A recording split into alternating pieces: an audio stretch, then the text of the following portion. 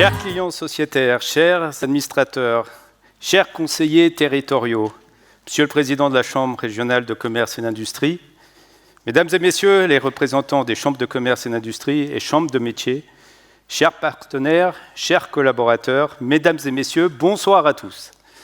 Je suis vraiment très heureux de vous souhaiter la bienvenue à l'Assemblée générale de la Banque populaire Auvergne-Rhône-Alpes. Avec Daniel Cariotis, le directeur de la banque, et Éric Grevet, le secrétaire général de la banque, nous allons donc revenir sur l'exercice 2021 dans un contexte économique agité, vous en conviendrez. Après avoir été contraints d'organiser nos assemblées générales à distance en 2020 et en 2021, donc c'est avec un très grand plaisir ce soir que nous nous retrouvons ici en présentiel à Saint-Étienne, et je dirais que le bleu de nos couleurs et le vert s'accordent très bien. Pour commencer, je voudrais évoquer quelques dates pour mieux comprendre les étapes de notre banque, qui a toujours été en capacité de s'adapter aux évolutions de sa profession comme de son environnement économique. Ici, dans la Loire, l'histoire des banques populaires a commencé en 1920 avec la création de la Banque populaire d'Escompte de la Loire, renommée en 1932 la Banque populaire de la Loire. En 2000, elle fusionne avec la Banque populaire de Lyon pour constituer la Banque populaire Loiret-Lyonnais. Enfin, en 2016, pour bénéficier des synergies d'un territoire exceptionnel, Banque populaire Auvergne-Rhône-Alpes est née d'un rapprochement de la Banque populaire Loiret-Lyonnais, la Banque populaire des Alpes et de la Banque populaire du Massif central. Depuis ses origines, la Banque populaire est restée une banque coopérative. La particularité de ce modèle, une banque qui appartient à ses clients sociétaires et qui repose sur la coopération, la solidarité, le mutualisme, et qui a permis aux artisans, aux commerçants, aux industriels d'accéder au crédit bancaire et de donner vie à leurs projets entrepreneuriaux. Plus près de nous, durant les 2 années qui viennent de s'écouler, le modèle coopératif bancaire a tout particulièrement montré sa résilience et sa pertinence.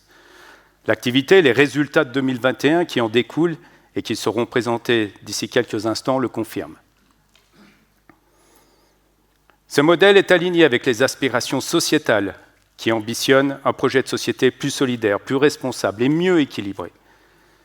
Mais force est de constater qu'il n'est pas assez mis en avant. Mais on y travaille.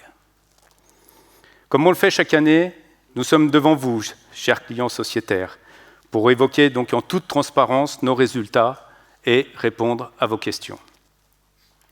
Cet engagement, nous avons souhaité l'affirmer et l'exprimer au travers d'une raison d'être fédératrice et créatrice de valeur. Construire un futur durable et responsable aux côtés des femmes et des hommes qui vivent et qui entreprennent sur nos territoires. Cette raison d'être de BP Aura, vous l'avez découverte grâce aux images qui ont ouvert donc notre Assemblée générale. Au-delà des mots, elle est le fruit d'un projet concerté et d'un travail collectif des collaborateurs de l'entreprise et du conseil d'administration. Au-delà des mots, et on juge surtout les preuves, pour cela, la raison d'être de BP Aura prend vie dans des projets structurants et en accord avec ses convictions. Ainsi, BP Aura a créé en 2020, sa fondation d'entreprise pour apporter soutien aux associations et structures qui œuvrent pour le bien commun dans les domaines de la santé, de l'enseignement, de la culture et de l'intégration sociale. Une centaine de projets a déjà bénéficié d'un accompagnement. Nous vous en dirons un peu plus tout à l'heure sur la fondation avec sa présidente Anne Damon, qui est aussi notre administratrice stéphanoise de BP Aura. Dans le même temps, BP Aura a souhaité aussi devenir un acteur environnemental important en créant la Banque de la transition énergétique et en prenant des engagements très forts. Tout d'abord sur la transparence, puisque tout l'épargne sur vos livrets directement employés à financer des projets environnementaux qui sont sur nos territoires. Avec aussi des partenariats, puisque grâce à la Banque de la transition énergétique, on apporte une solution globale aux clients pour la rénovation énergétique de leur logement. On réalise le diagnostic, on vous met en relation avec des fournisseurs recommandés de la banque, le tout pour simplifier vos démarches.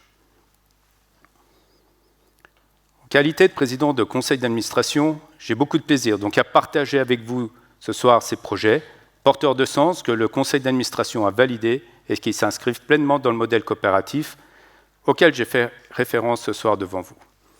À présent, je souhaite vous présenter les administrateurs dont je veux souligner la force, leur engagement, la compétence. Ils sont les porte-parole des attentes de tous nos clients sociétaires et ils incarnent aussi la diversité sur nos 15 départements. Vous les avez à l'écran. Le conseil d'administration est l'instance donc collégiale qui vous représente, plus de 330 000 sociétaires sur notre territoire. La composition du conseil d'administration vise à permettre donc la représentation des activités économiques, des secteurs géographiques de notre vaste territoire, tout en assurant une représentation équilibrée des hommes et des femmes.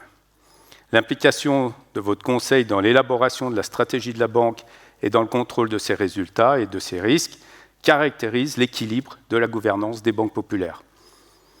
Pour renforcer la proximité avec les sociétaires, des conseils territoriaux coopératifs ont été créés pour être de véritables relais entre le conseil d'administration et les sociétaires dans les territoires et promouvoir ainsi les valeurs coopératives dans le cadre d'événements et d'animations organisés par la banque. J'en profite également pour remercier les conseillers territoriaux de la Loire-Haute-Loire pour leur implication, dont les membres sont présents ce soir, ainsi que sa présidente Jacqueline Aymar-Navarro. À présent, nous allons donc procéder à la désignation de 2 scrutateurs et d'un secrétaire. Je vous propose comme scrutateur M. Jean Duplay et M. Alain Tivard, et comme secrétaire M. Éric Grevet, donc à qui je laisse la parole. Merci, Président. Donc la feuille de présence vient d'être arrêtée. Elle établit que 64 546 sociétaires présents, représentés ou ayant voté par correspondance ou par e-vote possèdent 26 064 542 parts sociales, soit 25,71% des parts composant le capital social. Donc le quorum de 20% requis par la loi en matière d'assemblée générale ordinaire est réuni. Donc cette assemblée générale est régulièrement constituée et peut valablement délibérer. Donc nous mettons à disposition des membres de l'Assemblée les différents documents légaux, copies des lettres de convocation, les éléments financiers qui sont dans le rapport annuel, le rapport du conseil d'administration à l'Assemblée générale, les rapports des commissaires aux comptes, le texte des résolutions et le bilan social.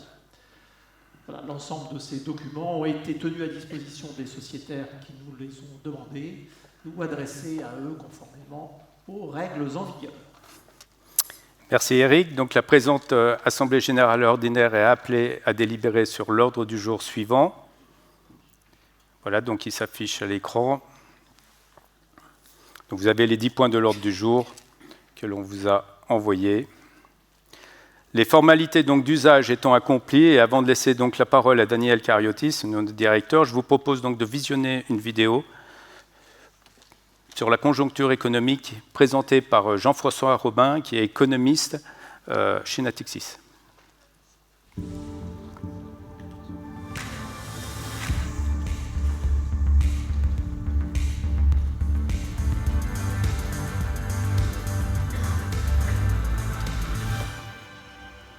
2021, finalement, a été une année assez exceptionnelle à tous égards. Hein. C'est-à-dire qu'on sort de la crise du Covid, qui est quand même la plus grosse crise qu'on ait eue depuis la crise des années 30. Hein.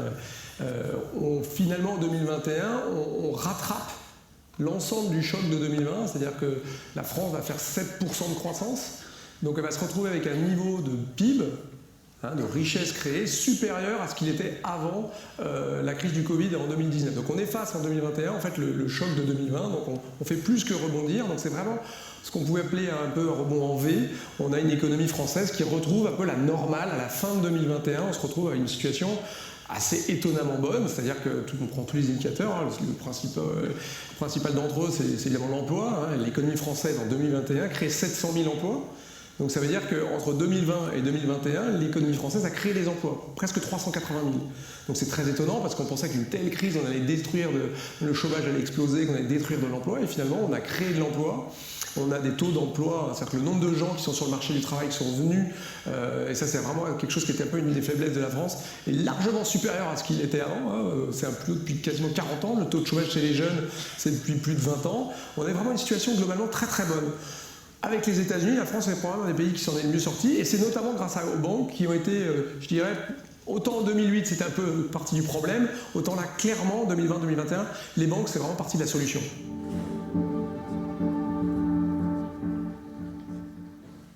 C'est une excellente question. En fait, pourquoi on s'en est si bien sorti? C'est qu'on a mis les moyens. Pour la France, c'est quasiment 180 milliards qui ont été mis par l'État français. Donc évidemment, on s'en sort très très bien, mais au prix d'un endettement public et finalement qui se rajoute à un endettement privé, hein, avec la baisse des taux qu'on a eu depuis quasiment 30 ans, on a eu un endettement qui a plutôt augmenté, et cette fois-ci, ce choc de la crise du Covid a été amorti par la puissance publique, par le gouvernement, et donc au prix d'un déficit qui finalement, en 2021, termine à 6,5% du PIB. Donc c'est beaucoup, en même temps on pensait que ce serait même plus que ça, mais c'est quand même au prix de déficit, une dette qui est pas loin de 113% du PIB en France, donc plus de dette, plus de déficit, mais c'est sans doute à ce prix-là qu'on a pu sauvegarder l'économie et les emplois français.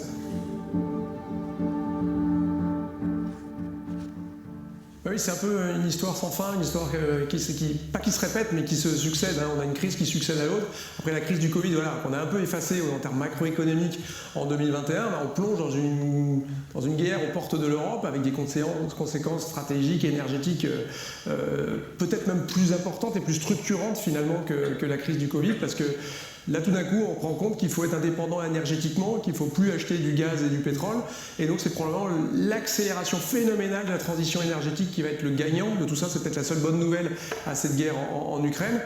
Qu'est-ce que ça veut dire en termes macroéconomiques? Ça veut quand même dire un choc assez, il ne faut pas avoir peur du mot, hein, le mot est un peu inquiétant, mais c'est un peu stagflationniste, au sens où cette guerre en Europe, elle fait quoi? Elle fait monter les prix de l'énergie, mais aussi les prix alimentaires, les prix des métaux, surtout si on veut accélérer la transition énergétique, c'est des choses qui vont probablement perdurer, et donc ça veut dire que l'inflation va augmenter. Et donc on voit que les banques centrales vont un peu accélérer la remontée des taux d'intérêt. Donc d'un côté, on a plus d'inflation, et de l'autre côté, on a probablement moins de croissance. Pourquoi on a moins de croissance? Parce que, partir du moment où vous avez plus d'inflation et donc des taux d'intérêt qui vont monter, ça va faire ralentir l'économie. Plus d'inflation, ça veut dire moins de pouvoir d'achat. En 2021, le pouvoir d'achat des ménages français augmente de 1,9%, malgré déjà un petit peu d'inflation. Cette année, quand vous avez les derniers chiffres français d'inflation à 4,5-5%, ça va être compliqué d'imaginer qu'on va avoir du pouvoir d'achat qui va monter. Donc 2022, probablement moins de croissance, probablement un petit peu moins de pouvoir d'achat. L'investissement des entreprises 2021, c'est plus 12,12%. Donc là aussi, c'est des records. Hein. Les banques ont joué leur jeu. 2022, c'est sûr que vous êtes une entreprise avec ce qui se passe, l'incertitude liée à cette guerre, aux montées des prix, aux montées des coûts de production, ça va faire beaucoup plus d'incertitude. Donc 2022, malheureusement, c'est pas la fin de l'incertitude, c'est même une nouvelle couche dans ce monde de plus incertain qu'on est en train de vivre au jour le jour. On peut souhaiter qu'en tout cas 2022 se termine mieux qu'il a démarré, mais voilà, beaucoup d'incertitudes avec plus d'inflation, un peu moins de croissance.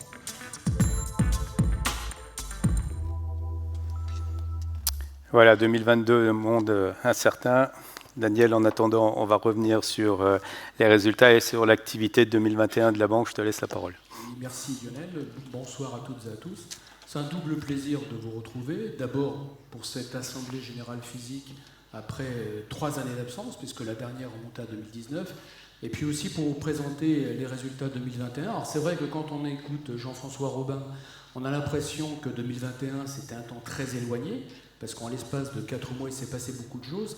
Mais néanmoins, je pense que le socle des résultats 21 que je vais vous présenter très rapidement est aussi un gage de rassurance sur notre capacité justement à résister aux chocs qui ont été évoqués très rapidement par Jean-François Robin.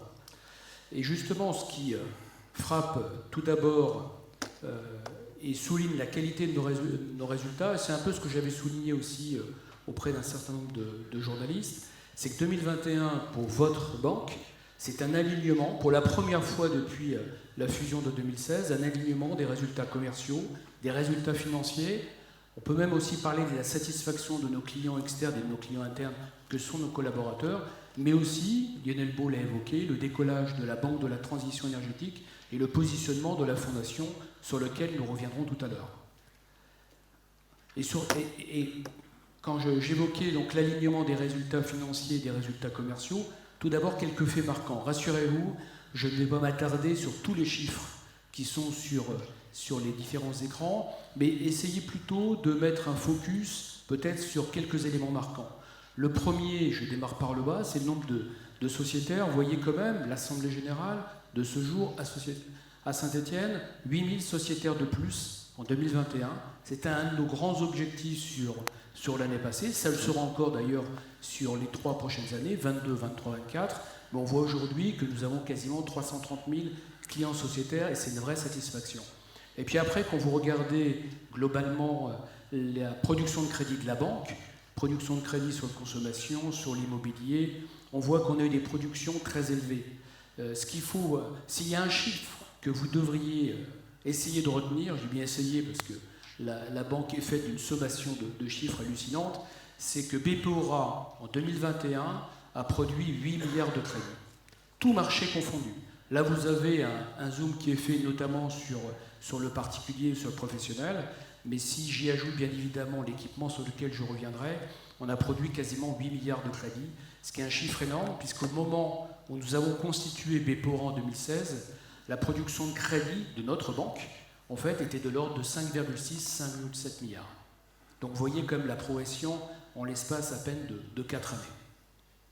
Et puis dans les faits remarquables aussi, on vous a mis ce slide, mais à nouveau je ne vais pas le décrire, mais ce qu'il faut surtout retenir, à nouveau, c'est que quand on a construit BPORA, c'était aussi pour bien évidemment irradier tous les territoires de la banque, les 15 départements que nous avons évoqués en liminaire de notre présentation, mais surtout aussi, c'était pour faire en sorte que BPORA dispose de moteurs qu'elle n'avait pas forcément avant. Et donc on vous a mis notamment tous les métiers qu'on a développés, sur parfois des métiers très pointus comme les financements structurés ou les professionnels de l'immobilier ou le private equity. Parfois ça ne vous dira pas grand-chose, mais ce qu'il faut retenir, c'est qu'aujourd'hui, BPORA est une entreprise, est une banque régionale, votre banque régionale, qui a une douzaine de moteurs, ce qui veut dire que quand une activité parfois marche un peu moins bien, sur le crédit immobilier ou sur l'équipement, on peut avoir des relais de croissance, par exemple sur l'immobilier pour le compte de la banque, ou par exemple aussi sur le private equity, puisqu'on sait que les entreprises ont besoin de renforcer leur capital, et le fait d'avoir aujourd'hui une structure richement dotée comme l'est notre filiale Garibaldi, c'est un vrai atout, en tout cas pour notre banque aujourd'hui, puisqu'on a aussi mis sur ce slide, c'est que pour la 12e année consécutive, et c'est une vraie satisfaction pour l'ensemble des banques populaires et pour nous-mêmes, c'est que nous avons été qualifiés de première banque des PME, la banque préférée des PME pour la 12e année consécutive. Résultats commerciaux, rapidement, mais si vous avez des questions, j'y répondrai bien sûr, bien volontiers par la suite, et surtout un alignement avec des résultats financiers remarquables, et c'est vrai, comme l'a rappelé Jean-François Robin, porté par une croissance économique invraisemblable en 2021. En France, on a connu plus de 7% de croissance, mais je rappelle aussi qu'en 2020, on avait connu la récession la plus forte après la Deuxième Guerre mondiale. Et donc, nos résultats financiers, dans les grands équilibres de bilan, bien évidemment, vous avez toujours les crédits, financer l'économie. Tous nos crédits, en fait, bien évidemment, financent l'ensemble de nos territoires. Nous sommes une banque régionale de proximité, et bien évidemment, en passif, pour financer ces activités crédit, vous avez tout d'abord le socle des capitaux, notamment les parts sociales, et puis les mises en réserve qui sont liées aux résultats nets, et puis après parfois les refinancements qu'on va chercher via le groupe sur les marchés, et puis bien évidemment l'épargne qui est collectée en région et auprès de l'ensemble de nos clients, qu'ils soient particuliers, entreprises ou institutionnels. Les encours de crédit, je passe rapidement les encours, je vous rappelle, sont les stocks. Les stocks de crédit, on voit, c'est en fait la simple traduction de la production. Plus votre production de crédit est importante, plus les stocks de crédit augmentent fortement. Au moment de la fusion, parce que j'aime bien toujours rappeler ces chiffres, les stocks de crédit de BPORA étaient aux alentours de 26-27 milliards. Donc vous voyez qu'en l'espace de 5 ans, on a quand même des stocks qui ont augmenté quasiment de près de 7 milliards. Et puis à chaque fois, vous avez aussi, bien évidemment, la répartition entre le crédit habitat et l'équipement, sachant qu'on a donné un vrai coup d'accélérateur sur la partie professionnelle, PME et grandes entreprises et ETI. Alors pour financer, bien évidemment, il faut des dépôts, donc c'est le côté un peu rassurant, bien évidemment. Donc vous voyez qu'on a une croissance des encours de dépôt qui est similaire à celle des crédits, puisqu'on a des stocks d'épargne qui ont progressé de 7,4%, donc aujourd'hui avec un niveau global qui est aux alentours de 30 milliards. Si on regarde maintenant les chiffres stricto sensu de votre banque en 2021, je vous rappelle que le produit net bancaire, c'est le chiffre d'affaires de la banque. Donc il est constitué de deux familles, la marge nette d'intérêt, qui en fait le résultat de l'activité crédit, ce sont les intérêts perçus au titre de notre activité crédit, et puis bien évidemment les commissions qui sont perçues notamment au travers des différentes prestations de services que peut procurer notre banque auprès de vous-même ou auprès de l'ensemble de nos clients, qu'ils soient professionnels ou entreprises. Alors l'évolution du premier net bancaire a été significative en 2021, puisqu'on a refranchi, si je puis dire, la barre des 700 millions d'euros. On est à 736,6 millions d'euros, on est à 680,6, vous voyez une progression de 8,2. Et en fait, ce niveau-là est à peu près équivalent au niveau des 3 ex-banques de 2015. Donc il a fallu aussi digérer la fusion, puis parfois on a eu aussi des vents contraires. Et puis comme on a été porté par une dynamique très forte, on a retrouvé effectivement un niveau de chiffre d'affaires qui est important. Et vous voyez avec une répartition qui donne toujours un poids plus élevé sur la marge d'intérêt par rapport aux commissions, puisque vous voyez que la marge d'intérêt représente 412 millions d'euros contre 325 millions d'euros pour les commissions. Et avec un résultat net qui est la résultante, bien évidemment, un chiffre d'affaires, des frais de gestion maîtrisés, un coût du risque aussi maîtrisé, il peut paraître élevé facialement, mais il faut savoir qu'en 2021, nous avons encore passé des provisions sectorielles pour essayer, je dis bien essayer, de nous prémunir contre une remontée du coût de risque, à un moment donné, bien évidemment, qui interviendra dans l'économie. Est-ce que ça sera en 2022, 2023 ou 2024 ? Aujourd'hui, personne ne sait. Mais donc, on a passé des provisions sectorielles. Nos commissaires aux comptes qui sont présents ce soir pourraient le confirmer.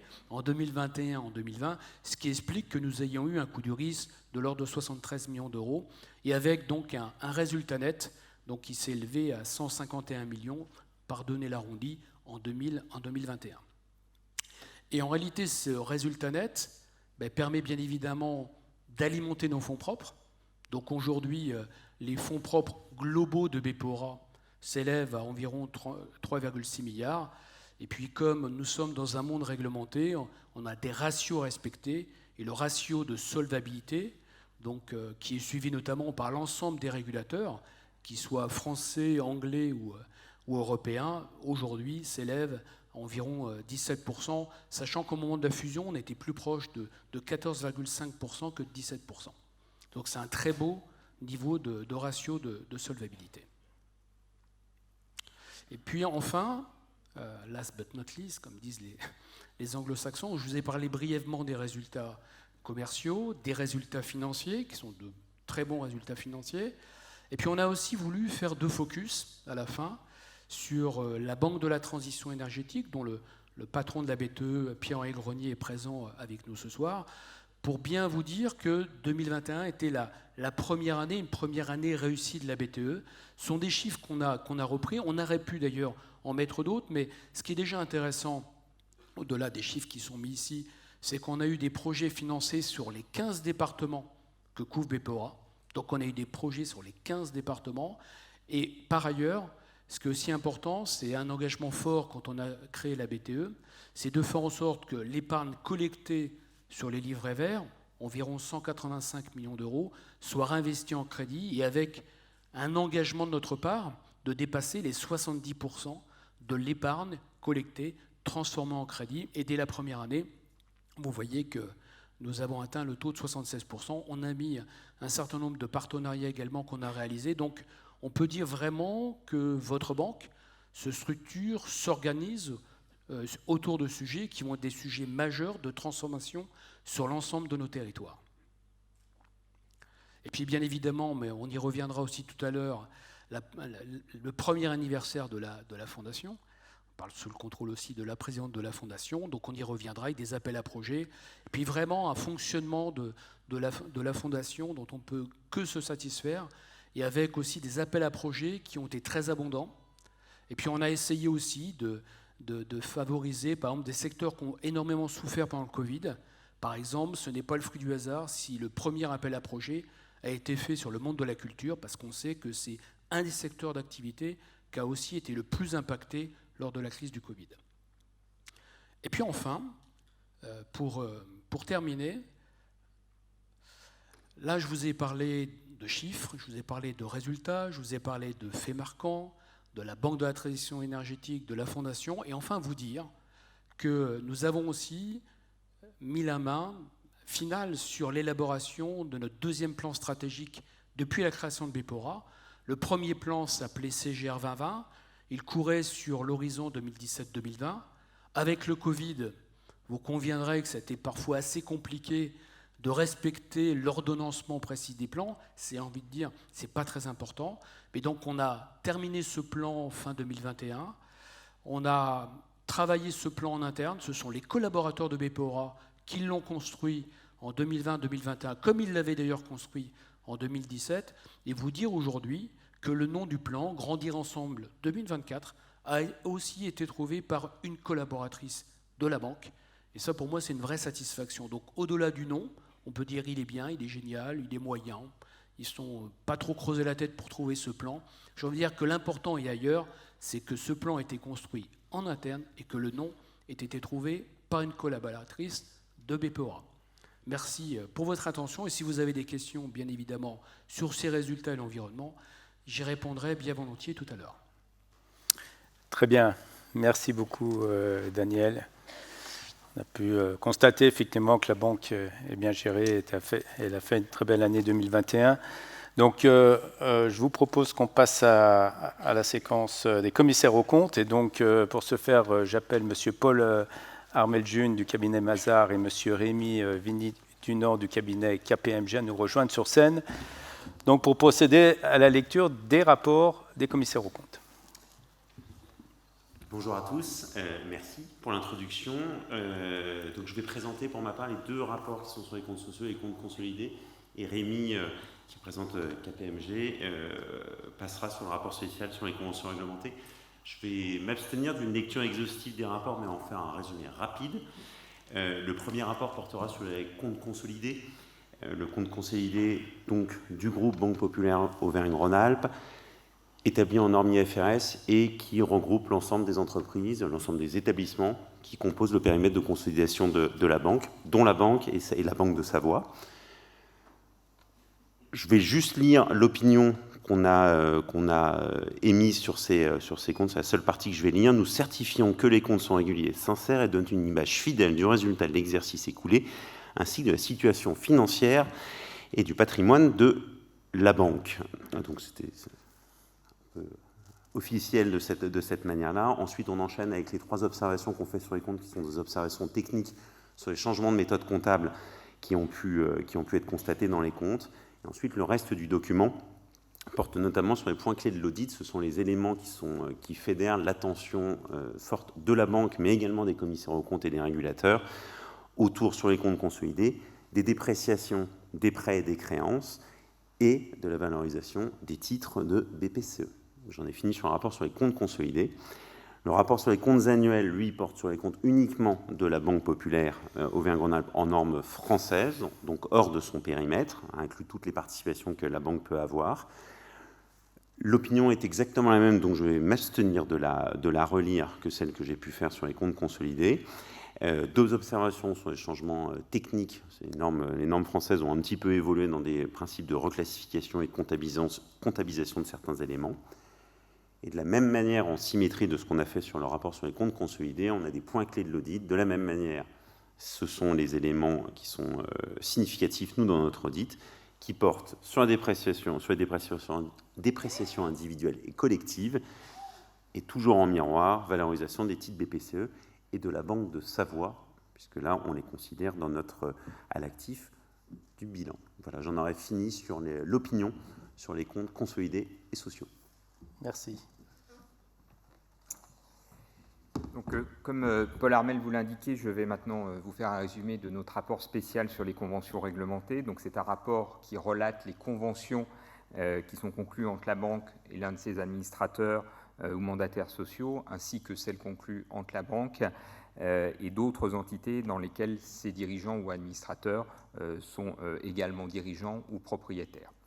Donc, notre rapport reprend la liste des conventions qui se sont à la fois poursuivies au cours de l'exercice écoulé et qui auraient été conclues au cours d'un exercice précédent, ainsi que, le cas échéant, les nouvelles conventions qui ont pu être autorisées au cours de l'exercice. Il reprend également les personnes concernées par ces conventions, la nature et l'objet de ces conventions, ainsi que leurs modalités, c'est-à-dire l'impact dans les comptes de la banque au titre de l'exercice écoulé. Notre rapport sur les conventions réglementées de l'exercice 2021 relate une seule convention, donc qui est une convention qui s'est poursuivie au cours de l'exercice 2021 et qui n'appelle pas de commentaires particuliers de notre part à ce titre. Voilà en ce qui concerne notre rapport sur les conventions réglementées. Messieurs, merci beaucoup. Merci aussi pour votre collaboration avec la banque. Maintenant, donc, pour vous permettre de mieux appréhender le contour et les enjeux des résolutions donc, qui vous sont soumises, je vais demander donc, à Éric Grevet, notre secrétaire général, bien vouloir nous résumer donc, le rapport du conseil d'administration. Voilà, puisque le conseil d'administration émet aussi un rapport sur les résolutions, donc ici l'idée c'est de vous présenter les principaux éléments concernant ce rapport et ces résolutions. Donc les 5 premières résolutions, elles sont très, très classiques, hein. Elles portent sur les comptes sociaux, les comptes consolidés, les rapports du conseil d'administration sur la gouvernance et sur la gestion en 2021 et sur l'intérêt aux parts sociales. On vous rappelle hein, que l'intérêt aux parts sociales qui va vous être proposé est de 1,40% et qu'il sera mis en paiement à compter du 18 mai 2022. Également une résolution sur les conventions réglementées suite au rapport que vous avez entendu des commissaires aux comptes. Ensuite, nous allons passer donc aux résolutions portant sur le conseil d'administration. Donc les résolutions qui sont les résolutions 7 à 10 qui portent sur le renouvellement de mandat de 4 administrateurs, donc Corinne Bousquet, Philippe Guérand, Jacques Lacroix et Benoît Souris. On va leur demander de se lever. On va mettre un petit peu de lumière. Voilà. Benoît, Philippe, Corinne et puis Jacques qui est là. Voilà. Donc nos 4 administrateurs qui se lèvent. Voilà. Donc merci pour votre engagement, merci pour votre soutien, pour vos précieux conseils. Ce sont des administrateurs et administratrices très engagés pour la banque et très très précieux pour notre conseil d'administration. En tout cas, merci pour tout cet engagement à BP Ora. Alors la 11e résolution, elle porte sur la nomination de Claudine Dozorme en tant que censeur. Alors juste un petit mot, parce que c'est vrai que nous n'avions pas jusqu'à présent de censeur au conseil d'administration de BP Ora. Donc un censeur, c'est un sociétaire, client, qui assiste aux réunions du conseil d'administration sans avoir de droit de vote. Il a l'ensemble des droits et devoirs d'un administrateur, mais il n'a pas le droit de vote lors des délibérations des conseils. Et donc là, le poste de censeur, c'est un poste qui assure, qui permet de valider la bonne adéquation entre un candidat certainement futur administrateur et la banque et le conseil d'administration. Voilà, donc là aussi, on va demander à Claudine de se lever. Voilà, il s'agit donc de Claudine Dozorme. Et Claudine, donc, qui a rejoint un autre conseil et qui dirige une magnifique entreprise de coutellerie, pas très loin d'ici, à Thiers. Merci aussi, Claudine, pour le temps que tu consacres à la banque. Et elle est membre également du CTC Auvergne. Alors, les autres résolutions sont des résolutions, je dirais, habituelles, annuelles. La première porte sur les indemnités compensatrices. Donc, il s'agit pour l'Assemblée générale d'approuver l'enveloppe globale des indemnités compensatrices qui sont versées à l'ensemble du conseil d'administration au titre de leur participation aux réunions et aux comités. Je ne vais pas en dire plus puisqu'il y a une question des sociétaires après dans les questions-réponses. La résolution suivante porte sur les preneurs de risques. Alors j'en dirai un petit mot parce que c'est toujours quelque chose qui est toujours un peu compliqué à expliquer. Les preneurs de risques, qu'est-ce que c'est ? Ce sont les personnes qui dans la banque, c'est une réglementation bancaire, qui dans la banque ont un pouvoir de décision important en matière de prise de risque de crédit, de risque de taux, de risque opérationnel ou de contrôle de ces risques.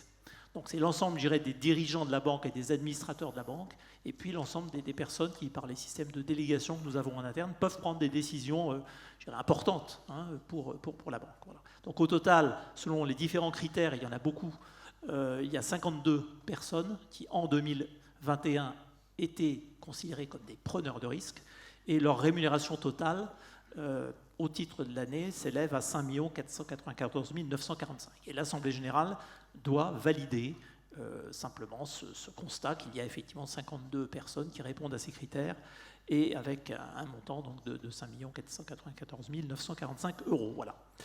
L'avant-dernière des résolutions porte sur le capital social. C'est une résolution simple qui simplement constate, et c'est obligatoire dans une société, dans une banque coopérative, à capital variable, le capital de début d'année, le capital de fin d'année, qui constate qu'effectivement le capital a augmenté entre les deux. Voilà. Et puis la dernière, c'est la résolution qui donne pouvoir, bon, comme d'habitude, pouvoir pour réaliser les différentes formalités à faire après une assemblée générale. Et puis pour terminer, on vous remercie d'abord pour ceux qui ont déjà voté, puis pour dire qu'effectivement le conseil d'administration vous a engagé dans la convocation de l'Assemblée générale, et vous engage aussi aujourd'hui à voter en faveur des différentes résolutions qui vous ont été présentées. Merci Eric. Donc avant le vote de ces résolutions, donc, on vous propose de passer à la partie questions-réponses.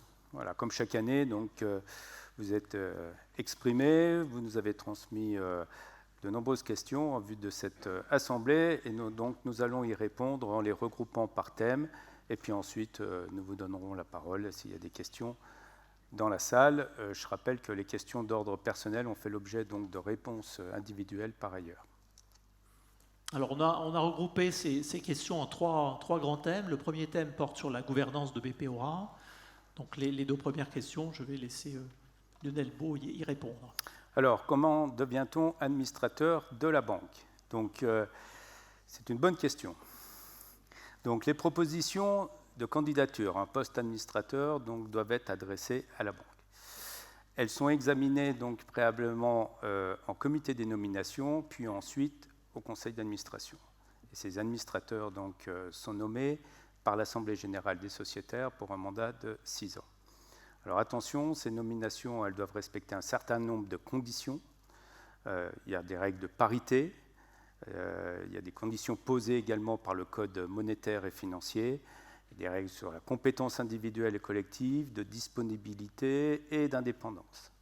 Et pour chaque nomination et de renouvellement, le respect donc, de ces conditions est vraiment vérifié par la Banque centrale européenne qui doit donc valider. Alors, au-delà de ces règles, ce qui est très important pour nous à BP Aura, et c'est le cas en général dans toutes les banques populaires, c'est vraiment d'avoir des administrateurs qui s'engagent pour la banque et puis qui consacrent et puis qui puissent consacrer du temps à la banque. Donc, des administrateurs qui viennent de différents horizons, qui vont donc représenter une partie du territoire. Daniel l'a dit, on est présent sur les 12 départements d'Auvergne-Rhône-Alpes plus 3 autres départements, ça fait 15 départements, donc ça fait un vaste territoire. Et donc, on souhaite au niveau du conseil d'administration, et c'est le cas, qu'on puisse représenter donc l'ensemble de ce territoire. Et les administrateurs également représentent des activités, des différents métiers. Là aussi, on souhaite qu'il y ait une complémentarité au sein de notre conseil d'administration, de façon à ce que les administrateurs puissent apporter toute leur expérience du terrain au sein du conseil. Ils sont en fin de compte les ambassadeurs de leur activité au sein du conseil, et quand ils repartent de la banque, ils sont les ambassadeurs de la banque sur le terrain. Ce sont essentiellement des chefs d'entreprise, mais pas que, mais ce ne sont pas des banquiers. Nous ne sommes pas des banquiers. Donc c'est la raison pour laquelle il faut que l'administrateur puisse consacrer du temps à la banque, à se former au fonctionnement de la banque. Parce que le fonctionnement de la banque, il devient de plus en plus complexe, Daniel.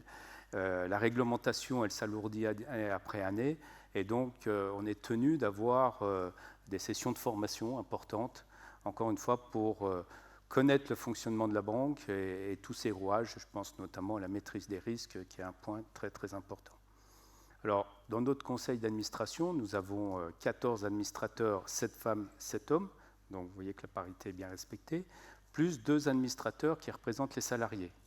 Donc ça fait 16 administrateurs, et ces 2 administrateurs qui représentent les salariés, Carl et Stéphanie, là aussi il y a un homme et une femme, et un censeur. Donc voilà, donc en tout, nous sommes 17. Personnellement, moi j'ai beaucoup de plaisir et je suis très honoré de présider ce conseil d'administration. Je tiens à remercier tous les administrateurs pour la confiance qui me témoignent et le soutien aussi qui m'apporte à faire en sorte que ce conseil fonctionne bien.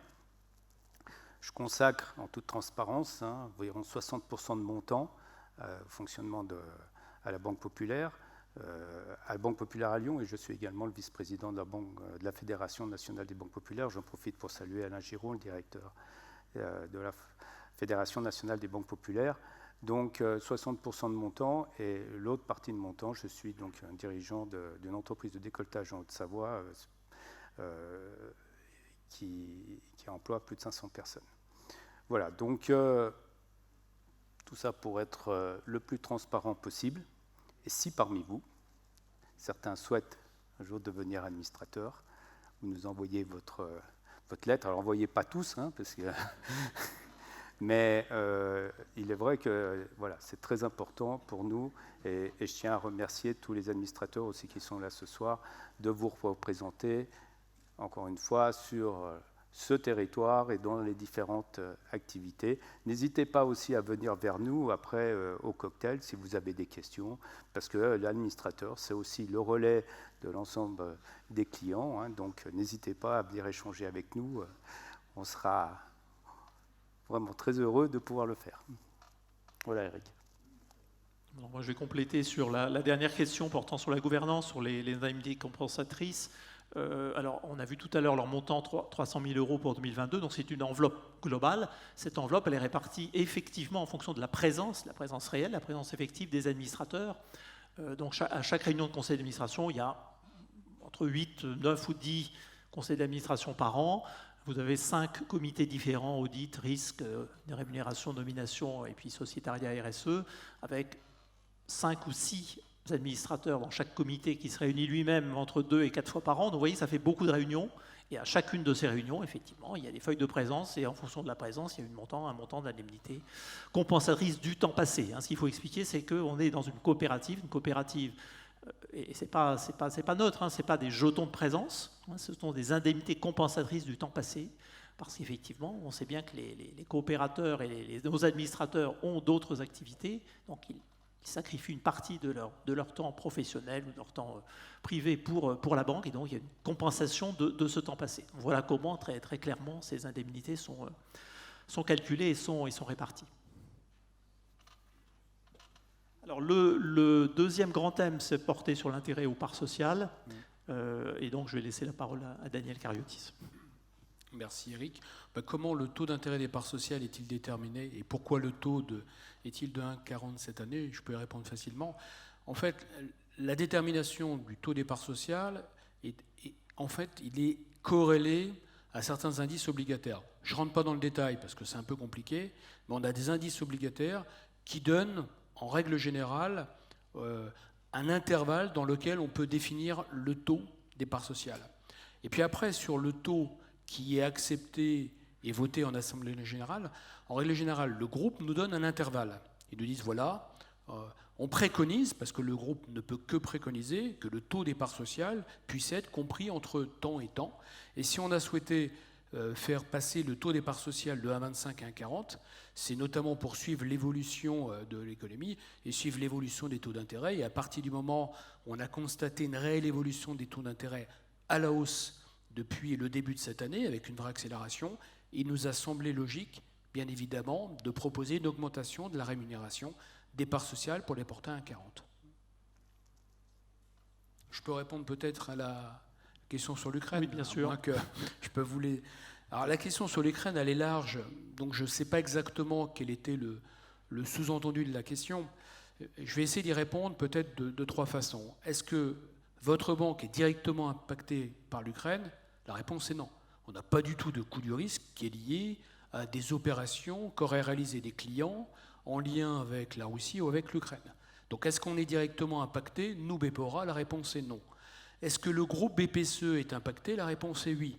Et d'ailleurs, le groupe avait communiqué et a communiqué pour dire que le groupe BPCE est exposé à environ 800 millions d'euros sur l'Ukraine et principalement d'ailleurs sur la Russie.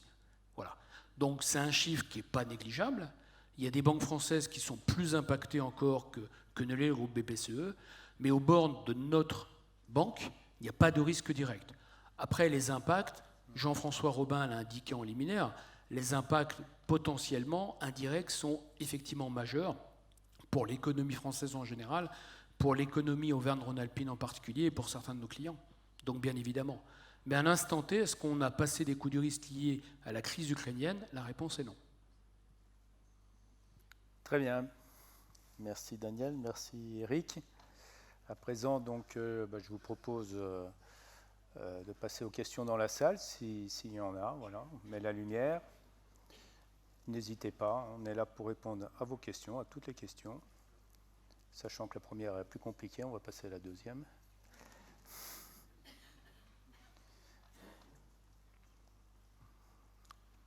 Daniel, tu as été très clair. Ou pas. Non, pas de questions? Si, une question là-haut, monsieur. Bonsoir à tous. Delforiol, je suis client à la Banque Populaire de Sarambert, agence de Sarambert d'un Drôme. Une petite question pour rebondir sur l'intérêt des parts sociales. Ça serait une partie de ma question. Vous avez fait le choix de le mettre dans cette fourchette qui vous est donnée par le groupe, certes. Aujourd'hui, j'ai conscience que c'est un intérêt, mais pourtant, quand on regarde les autres banques, et notamment celles qui sont cotées, qui distribuent un dividende ou qui rémunèrent le certificat coopératif, les taux sont largement supérieurs, les taux de rendement.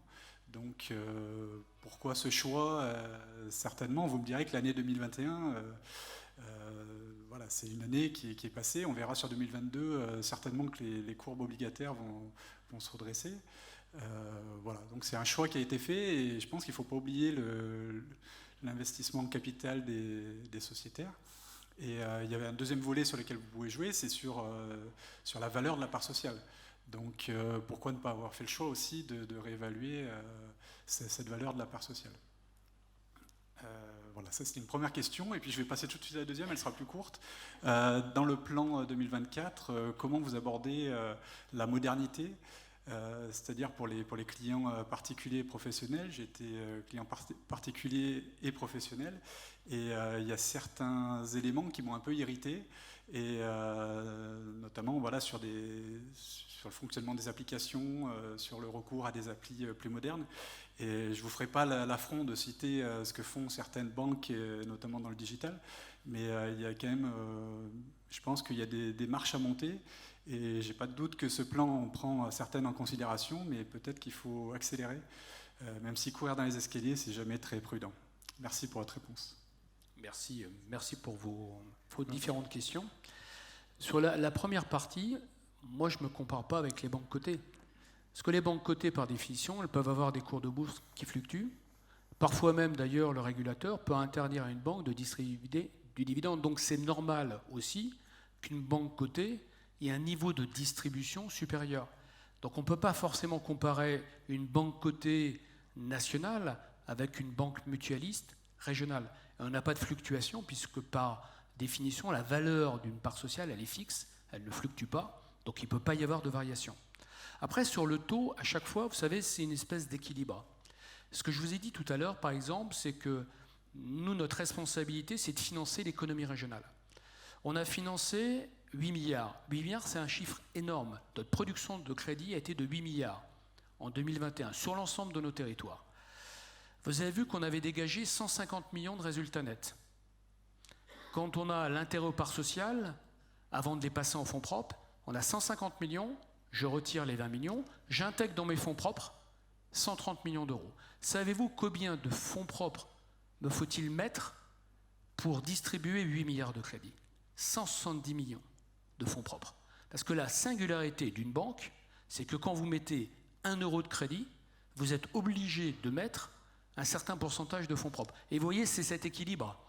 Et c'est la raison pour laquelle on a proposé à la fois une augmentation du taux, mais un taux qui nous permette aussi d'avoir un équilibre globalement dans la distribution.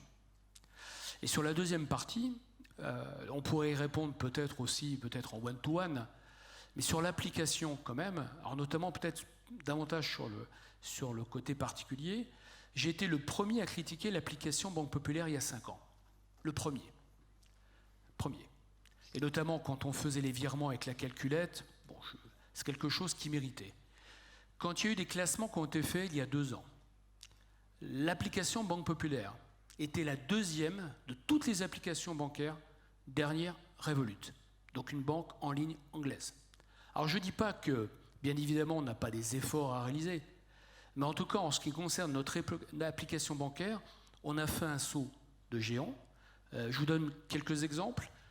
Par exemple, l'opposition de cartes, vous pouvez le faire en instantané, provisoire. Pas beaucoup de banques qui le font.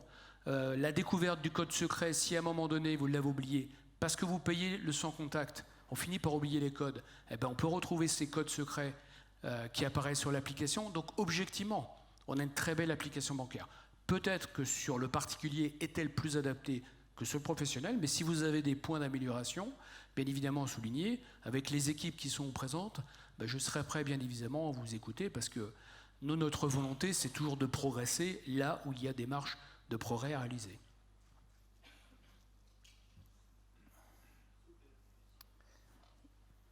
Une question. Oui, monsieur. Voilà, vous avez le micro. Moi, bonsoir. Bonsoir. Moi, je suis mais je suis Missaoud Gadi, je ne vais pas me présenter là, c'est par rapport à la fondation qui est très intéressante. La culture, c'est le territoire, c'est aussi la culture. Et la culture, c'est aussi le vivre ensemble, et la citoyenneté. Et j'aimerais voir le visage de la dame qui est responsable. Allez, Anne. Allez, Anne, lève-toi. Voilà, vous avez Anne Damon, stéphanoise, on l'applaudit bien fort. Voilà, présidente de la Fondation, monsieur. Vous voyez, et on a mis une stéphanoise. Hein, ouais. Non, mais c'est bien, mais on est d'abord région Auvergne-Rhône-Alpes, que je ne me trompe pas. C'est vrai que sur Saint-Étienne, la région, j'ai de bon contact avec M. Bounier, qui connaît mon travail, et je viendrai vers cette dame tout à l'heure pour mieux me présenter. Excusez-moi encore.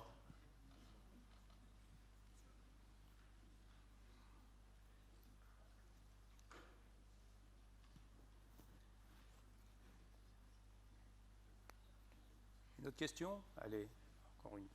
Profitez-en. Ça fait 2 ans qu'on voulait venir à Saint-Étienne faire l'Assemblée Générale. On était derrière en écran, c'était d'une frustration incroyable. On est ensemble ce soir. C'était pas facile de se parquer, mais on y est arrivé. Donc on est là, et on reprend encore une question. N'hésitez pas, vous avez tous les membres du comité de direction générale qui est présent. Donc, allez, encore une. Bien. D'accord, monsieur. Merci, monsieur le président. Je ne vous vois pas. Daniel Bourdelin. Ah, je vous vois, monsieur. Bien. On vous écoute. D'accord, monsieur. Alors, tout à l'heure, on a parlé de digital, mais on n'a pas parlé d'accueil au guichet. Et j'avoue que c'est de plus en plus difficile, disons, d'avoir des relations avec les guichets. Avant, précédemment, les responsables voyaient les clients individuellement une fois par an. Ils les convoquaient presque, alors qu'aujourd'hui, c'est exactement le contraire. Et là, disons, c'est un petit peu gênant, par exemple, pour ceux qui ne maîtrisent pas le digital. Merci, monsieur, pour votre question, parce que la relation avec le client, la proximité, c'est un élément clé dans la banque. Alors, Daniel, là, je te laisse répondre, parce que... Merci Lionel, merci. Parce que c'est le rôle du directeur général, si vous voulez. Bien sûr. Le président... Non, mais on est là pour expliquer les choses. Le président est président du conseil d'administration et le DG, il dirige. Et ce modèle coopératif, il est juste vertueux. Parce que quand vous avez des sociétés qui sont dirigées par des PDG, c'est-à-dire qui président et qui dirigent, hein, et on a certains exemples, il y a des fois, ça peut faire quelques dégâts. Donc aujourd'hui, et on le voit d'ailleurs dans les grosses entreprises, de plus en plus ce modèle est adapté. Un président, on sépare les fonctions de président et les fonctions du directeur général. Et dans un monde de plus en plus complexe, qui devient de plus en plus compliqué, je trouve que ce modèle est juste vertueux. Et donc, on est très regardant de bien respecter ces institutions. Donc, ce sociétaire, il a raison, c'est clé. La relation client, c'est quelque chose qui est clé dans notre banque. Daniel, non, mais bien sûr. Comment s'organise, alors comment on est organisé dans ces agences, non, bien sûr. Et comment ça se passe avec le client? Mais je vais même vous donner d'ailleurs un exemple précis. Et je parle d'ailleurs sous le contrôle de Pascal Trémouillat, qui est déjà en charge des marchés de proximité. Bien évidemment qu'on a des clients qui sont parfois un peu déconnectés du digital. Même si la crise du Covid a accéléré, paradoxalement, ou pas d'ailleurs, l'utilisation du digital. Nous, on a eu l'explosion de l'utilisation des applications Banque Populaire que certains ont découvert pendant le Covid, et ça, c'est une réalité. Après, l'autre réalité, effectivement, c'est qu'on a des clients ou qui ne savent pas utiliser les applications et le digital, et aussi, parfois, qui ne veulent pas ou qui ne peuvent pas aller en agence. Et c'est d'ailleurs la raison pour laquelle on veut notamment intensifier les visites en agence, en disant vous ne voulez pas vous déplacer, vous ne pouvez pas vous déplacer. Et ça ne concerne pas que les personnes âgées, mais quand même, on a quand même une population qui vieillit en France, elle vieillit aussi à BPOA, bien évidemment, et je pense qu'une banque comme nous doit s'organiser différemment pour faire en sorte aussi de temps en temps de proposer à certains clients d'aller les voir même chez eux le jour où ils ne peuvent pas se déplacer, où ils ne veulent plus se déplacer. Et donc ça fait pour moi aussi partie de l'engagement qu'on doit prendre. Donc j'entends cela, et en tout cas sachez bien que la préoccupation que vous avez évoquée, c'est aussi la mienne, et c'est aussi celle de ceux qui travaillent, bien évidemment, sur les marchés que vous avez cités tout à l'heure. Et Daniel, si on peut ajouter, juste pour compléter, il est vrai aussi qu'on a moins de clients qui viennent dans les agences, et donc du coup on a des ouvertures des agences, les agences qui sont organisées aussi d'une manière différente. Oui, on a revu l'organisation des agences, mais quand je dis ouvrir aussi la partie d'aller chez les clients, c'est plus naturel sur le professionnel et l'entreprise. Sur le particulier, c'est parfois un peu plus compliqué, moins naturel, et je pense que c'est vraiment un sujet qu'on doit ouvrir. Il n'est pas forcément facile, mais en tout cas, c'est un sujet sur lequel on travaille et je pense qu'on va le faire. Donc on n'oublie pas, bien évidemment, une partie de la population qui n'est pas connectée ou qui n'est pas digitalisée. Vous avez raison, c'est un point essentiel. Très bien. Merci pour la question, elle était pertinente. Une dernière? Non? Allez, je vous propose donc qu'on continue donc notre assemblée. À présent, donc, nous allons passer donc au vote des résolutions. Donc, Éric Grevet donc, lira le texte de la résolution qui s'affichera à l'écran. Je demanderai ensuite qui vote contre et qui s'abstient. Et pour chaque résolution, donc, je vous remercie de bien vouloir manifester votre attention à main levée et de confirmer votre vote sur les bulletins papier que vous remettrez aux hôtesses en fin d'Assemblée générale, afin de nous permettre donc le décompte définitif des voix et qui prendra en compte les votes exprimés en séance, les votes par correspondance et les e-votes. Voilà, donc le décompte définitif figurera dans le procès-verbal de l'Assemblée générale et sera repris sur le site internet de BPORA. Éric, je te laisse la parole. Alors, première résolution donc, qui porte sur l'approbation des comptes sociaux, dont l'Assemblée générale, après avoir pris connaissance du rapport sous le gouvernement d'entreprise, du rapport de gestion du conseil d'administration, du rapport des commissaires aux comptes, approuve les comptes annuels, le bilan, le compte de résultat et l'annexe arrêté au 31 décembre 2021, tels qu'ils lui ont été présentés, ainsi que les opérations traduites dans ces comptes et résumées dans ces rapports. Alors, on va vous donner donc à chaque fois les votes qui ont été enregistrés avant la réunion physique de l'Assemblée, c'est-à-dire tous les sociétaires qui ont voté par Internet ou par papier, et donc qui sont repris à chaque fois ici avant le vote qui va s'exprimer en séance. Donc les votes pour cette résolution, avant l'Assemblée, sont les suivants. Vote pour, donc 25 472 980 voix. Vote contre, 83 441 voix. Et abstention, 486 259 voix. Alors, qui vote contre? Qui s'abstient? 2 personnes. Très bien, donc 3 personnes. Très bien, donc écoutez, en tenant compte donc, de ces votes, la résolution est adoptée. La deuxième résolution, l'Assemblée générale donne pour l'exercice clos le 31 décembre 2021 quitus de leur gestion à tous les administrateurs. Donc avant l'Assemblée, vote pour 25 384 037, contre 143 324, abstention 518 757 voix. Qui vote contre? Qui s'abstient? Très bien. Écoutez, la résolution est adoptée. Troisième résolution, qui porte sur l'affectation du résultat et l'intérêt aux parts sociales. L'Assemblée générale constate que le montant du bénéfice net de l'exercice 2021 s'élève à 103 756 459 € et 10 centimes. Compte tenu du report à nouveau disponible de 68 135 807,82, le bénéfice distribuable affecté s'élève à 171 892 266,92 €. L'Assemblée générale, sur proposition du Conseil d'administration, décide d'affecter le bénéfice distribuable comme suit: réserve légale 5 187 822,96 €, intérêt aux parts sociales au taux de 1,40%, 20 961 873,96 €, autres réserves 80 millions, report à nouveau 65 742 570 €. Donc on retrouve notre total de 71 892 266,92 €. Qui vote contre? Alors, non, on va poursuivre parce que cette résolution se poursuit sur plusieurs Pas les slides. deux. Donc les intérêts aux parts sociales, on vous rappelle le régime fiscal, je ne vais peut-être pas tout lire, on vous rappelle le régime fiscal, le fait que la distribution sera faite à compter du 18 mai 2022. On vous rappelle aussi les versements, les distributions des 3 exercices précédents, ainsi que les régimes d'abattement fiscal.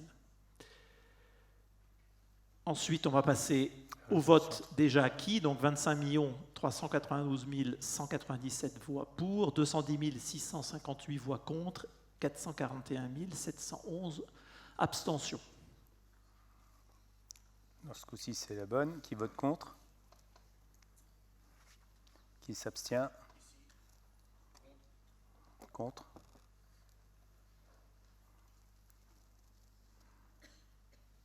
Je recommence. Qui vote contre? Qui s'abstient? Très bien. En tenant compte donc des votes, la résolution est adoptée. Alors, quatrième résolution, l'Assemblée générale, après avoir pris connaissance des rapports du Conseil d'administration et des commissaires aux comptes sur les comptes consolidés, approuve les comptes consolidés, cette fois on passe sur les comptes consolidés, au 31 décembre 2021, tels qu'ils ont été présentés. Donc les votes avant Assemblée, 25 467 444 voix pour, 78 791 voix contre et 495 173 abstentions. Qui vote contre? Qui s'abstient? La résolution est adoptée. La cinquième résolution porte sur les charges non déductibles. Bon, ça c'est une obligation de faire valider par l'Assemblée générale les charges de l'entreprise qui ne sont pas déductibles fiscalement du résultat. Donc l'Assemblée générale acte que les comptes de l'exercice écoulé prennent en charge des dépenses non déductibles du résultat fiscal, hauteur de 500 369,32 €, entraînant une imposition supplémentaire de 242 154,92 €.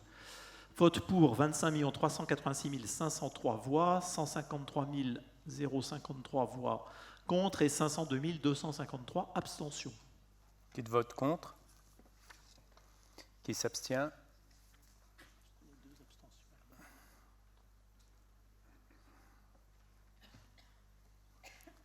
Très bien, en tenant compte de ces votes, donc la résolution est adoptée. La 6e résolution porte sur les conventions réglementées. L'Assemblée générale, après avoir pris connaissance du rapport spécial des commissaires aux comptes sur les conventions, prend acte que les conventions conclues et autorisées antérieurement se sont poursuivies et qu'aucune convention visée à l'article 225-38 du dit code n'a été conclue au cours de l'exercice. Vote pour 25 436 689 voix, contre 100 669 voix et 505 103 abstentions. Qui vote contre? Qui s'abstient? Aussi. Personne. La résolution est adoptée. Alors, on va passer sur les 4 résolutions, la 5e sur les mandats d'administrateur ou de censeur. Donc, le premier, donc l'Assemblée générale, constatant que le mandat d'administrateur de Mme Corinne Bousquet vient à expiration ce jour, renouvelle ce mandat pour une nouvelle période de 6 ans qui prendra fin à l'issue de l'Assemblée générale ordinaire appelée à statuer en 2028 sur les comptes de l'exercice clos le 31 décembre 2027. Vote pour 25 258 165 voix, 187 880 voix contre et 604 139 abstentions. Qui vote contre? Qui s'abstient? La résolution est adoptée. Félicitations, Corinne. Donc la 8e résolution porte sur le renouvellement du mandat de la même façon de Philippe Guérand dans les mêmes échéances pour une durée de 6 ans. Je vous donne directement la lecture des votes. Avant Assemblée, 25 248 324 voix, 191 033 voix contre et 611 241 abstentions. Qui vote contre? Qui s'abstient? Très bien, la résolution est adoptée. Félicitations à vous 4.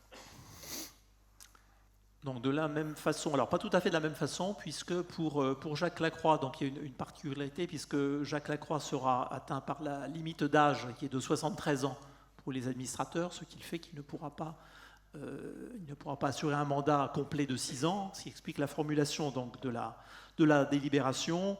Donc renouvelle ce mandat pour une période de 6 ans dans la limite d'âge de 73 ans. Et donc ça nous mène à une assemblée générale qui, en 2025, statuera sur les comptes de l'exercice clos le 31 décembre 2024. 25 224 450 voix pour, 213 474 voix contre et 612 546 abstentions. Qui vote contre? Qui s'abstient? Une personne. Félicitations, Jacques. Donc, concernant Benoît Souris, l'Assemblée générale constatant que le mandat de Benoît Souris vient à expiration ce jour, donc on a un renouvellement pour une durée de 6 ans, donc jusqu'à l'Assemblée générale qui statuera en 2028 sur les comptes de 2027. 25 249 132 voix pour, 181 118 voix contre, 617 972 abstentions. Qui vote contre? Qui s'abstient? La résolution est adoptée. Félicitations, Benoît. Alors, le mandat de censeur, dont l'Assemblée générale ratifie la nomination en qualité de censeur de Mme Claudine Dozorme, faite à titre provisoire par le Conseil d'administration du 15 septembre 2021. Mme Claudine Dozorme exercera les dites fonctions jusqu'à l'issue de l'Assemblée générale ordinaire appelée à statuer en 2023 sur les comptes de l'exercice clos le 31 décembre 2022. 25 322 561 voix pour, 150 365 voix contre et 572 047 abstentions. Qui vote contre? Qui s'abstient? Félicitations, Claudine. Et puis on peut tous les applaudir, je pense, pour le renouvellement de mandat. Bravo.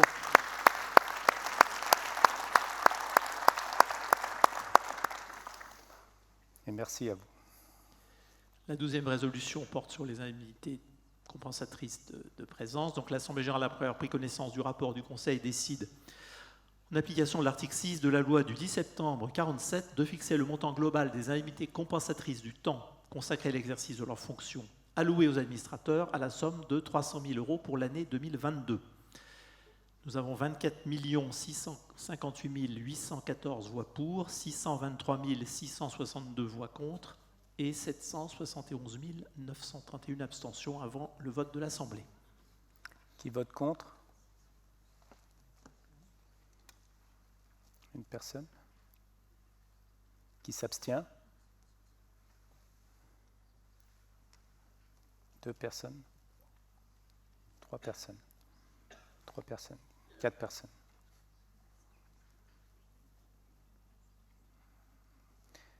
Très bien, la résolution est adoptée. La 13e résolution porte sur la rémunération des preneurs de risques. L'Assemblée générale, après avoir pris connaissance du rapport du Conseil d'administration, émet un avis favorable sur l'enveloppe globale des rémunérations de toute nature versées pendant l'exercice 2021 aux catégories de personnel versées à l'article 571-71 du Code monétaire et financier, s'élevant à 5 494 945 €. Donc portant, en fait, c'est pas inquiet sur donc 52 personnes. Les votes, 24 802 911 voix pour, 467 731 voix contre et 782 611 abstentions. Qui vote contre? Une personne. Qui s'abstient? 3 personnes. 4. 5 personnes. 6 personnes. Très bien, donc en tenant compte de ces votes, la résolution est adoptée. La 14e résolution, c'est celle sur le capital social. Au 31 décembre 2021, le capital social effectif, c'est-à-dire net des remboursements, s'élève à 1 608 627 712 €, qui s'élevait à 1 425 460 288 € au 31 décembre 2020. Et donc, il s'est accru de 183 167 424 € au cours de l'exercice 2021. Les votes pour, 25 492 247 voix, 88 864 voix contre et 459 017 abstentions. Qui vote contre? Qui s'abstient?